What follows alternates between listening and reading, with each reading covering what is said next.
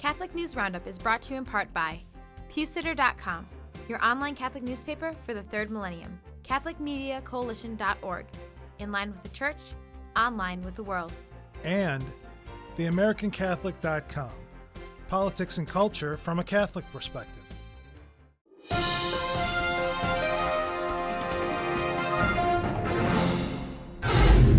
Hello and welcome to today's edition of Catholic News Roundup. I'm Matthew McAuliffe.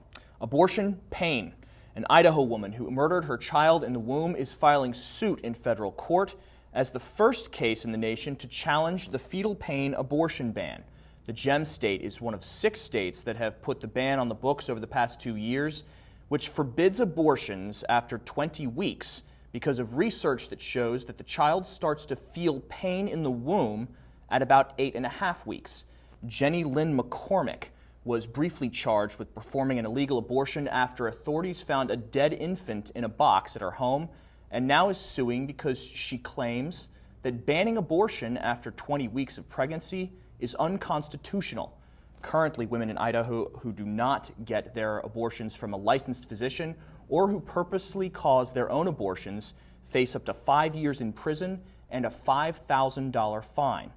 You can read the full story, including all of the details of McCormick's pending lawsuit, on our resource page by clicking the link right over here. Manipulating moms. An undercover investigation has revealed that abortion mill counseling has a very deep impact on women. Only days after the United Kingdom's Department of Health announced it is proposing laws to promote counseling options independent of abortion clinics. Jenny Stocks, a reporter for the Daily Mail newspaper, went to 5 different abortion groups for counseling sessions, posing as a, quote, terrified pregnant woman unsure of what to do, end quote. She says, quote, I discovered that vulnerable women are being given advice that is both biased and manipulative and could easily make them feel pressured into making a decision they will regret later, end quote. She goes on to point out that abortion providers are running a profit-driven enterprise, while the Society for the Protection of Unborn Children's General Secretary, Paul Tully, likens the health department to a fox in the chicken coop when it comes to handling abortion policy proposals. You can read the full story about Jenny Stock's counseling on our resource page by clicking the link right outside the screen. Abortion health risks. The British Journal of Psychiatry says if you are a woman who has had an abortion, you have an 81% increased risk of mental health problems. The study is based on analysis of 22 separate studies which examine the pregnancy experience of 877,000 women, almost 164,000 of which had an abortion. Dr. Priscilla Coleman of Bowling Green University, who conducted the study, says, quote, there are in fact some real risks associated with abortion that should be shared with women as they are counseled prior to an abortion, end quote. She also points out that this is the largest estimate of mental health risks associated with abortion available in the world literature. You can read the full story, loaded with more facts about mental health problems and abortion, on our resource page by clicking the link right over here. Stay with us. We'll be back in just a few seconds.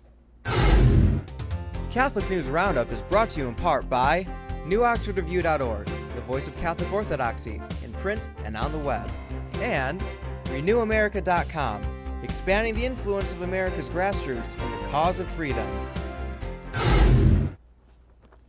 Militant Homosexuals. A new magazine aimed at our armed forces will soon be distributed on bases around the world, and the message is, in a word, disordered. The publication, called Outserve, is demanding respect within the military for the deviant, lesbian, gay, bisexual, and transgender lifestyle.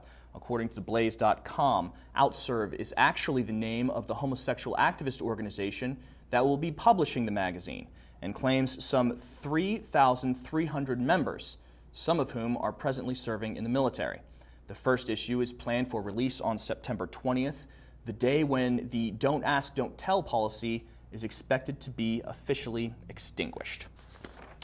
Green funerals. In an effort to decrease the carbon footprint of the deceased, environmentalists are praising a so-called greener alternative to cremation by fire. The Glasgow-based creators Resumation Limited claim that their process of liquefying the body instead of burning it is much more environmentally friendly. The new method of using a mixture of water and a corrosive chemical is being introduced in the U.S. by a funeral home in St. Petersburg, Florida.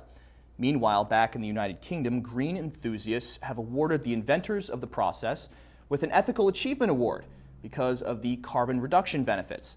As a side note, the resulting liquid is then dumped into the municipal water supply. I'm Matthew McAuliffe. Thanks for tuning in. Be sure to tune in tomorrow for your daily dose of Catholic News Roundup right here on RealCatholicTV.com. And be sure to check out The Vortex today, featuring Michael Vorse's talk in London. Thanks for tuning in. Be sure to tell all your friends about us. And as always, God bless you.